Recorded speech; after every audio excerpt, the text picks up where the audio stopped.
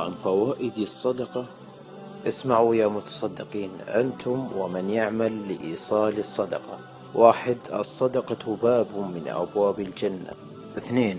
الصدقة أفضل الأعمال الصالحات، وأفضل الصدقة إطعام الطعام. 3. الصدقة تظل صاحبها يوم القيامة وتفك صاحبها من النار. 4. الصدقة تطفئ غضب الرب وحر القبور. 5.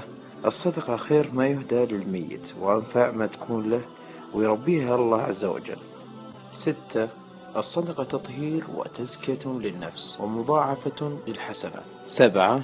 الصدقة سبب سرور المتصدق ونظرة وجهه يوم القيامة. 8. الصدقة أمان من الخوف يوم الفزع الأكبر وعدم الحزن على ما فات. 9.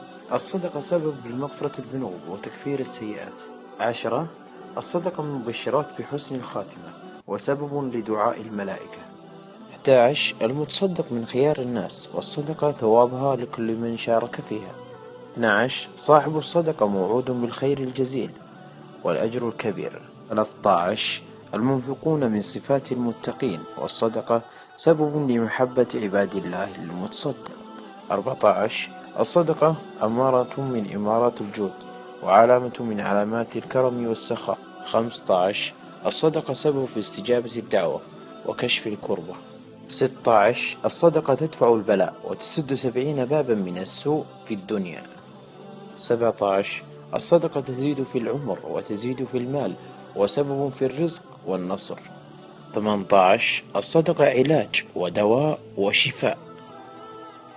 19. الصدقة تمنع الحرق والغرق والسرق وتمنع ميتة السوء. 20. الصدقة أجرها ثابت ولو كانت على البهائم أو الطيور. وأفضل صدقة تفعله الآن هو نشر هذا الكلام بنية الصدقة، لأن كل من يطبق هذا الكلام ويعلمه للأجيال القادمة أجره لك بإذن الله.